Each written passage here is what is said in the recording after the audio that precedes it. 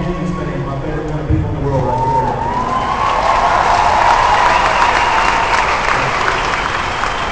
Thank y'all for showing up today. I want to share a brief testimony of mine. Something probably a lot of people here can relate to. I grew up in the church. And I also grew up without a father. My dad left home when I was 2 years old. My brother was soon out old. He was 7 years older than me. And he made sure I did everything right. As I was raised in the church, years went by, I started to doubt God. I started to doubt that there wasn't even a God to begin with at all. And so, what I started to do was try to make myself God. I started to try to take control of everything I did. And I lost all sense that there was a man upstairs watching over me. When I was in the minor leagues, right after I got drafted, I was sitting around a campfire with several of my minor league teammates, and they said, "Man, you need to start reading the Bible." And I said, well, why don't you start reading the Bible? And they said, because, there's lots of lessons in there.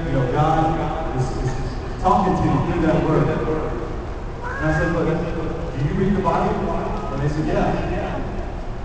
And I said, but you don't live like you read the Bible. Why should I read the Bible? And so it was kind of convicting to those guys that were actually around that campfire, but it was also convicting to me because not only did I not live like I was reading the Bible, I didn't believe in the Bible. And it was through that conversation where God started to tap me on the shoulder. Through little things of life, just walking down the street, things that would happen to me that I never noticed before, I would start recognizing the beauty of the situation.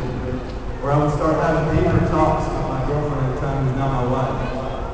Or I would start having deeper talks with my brother, who was my father figure. Then my agent, of all people, took me to a conference called Professional Athletes Outreach, PAO. And while I was at PAO, I made the conscious decision to give my life to Jesus Christ.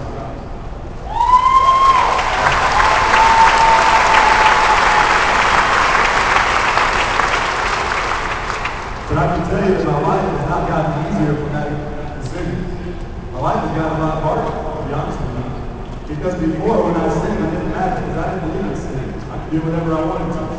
But now I have a moral compass that I go by. And I know that God is watching me all the time, and I know that when I step out into this field, people should look at me as not just a baseball player, but also as a man of God.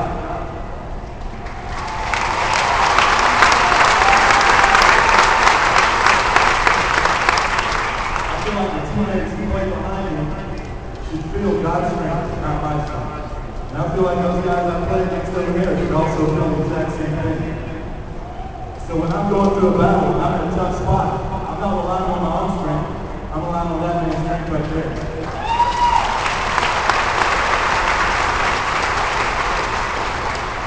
So the verse I want to share with y'all today is Acts 20:24.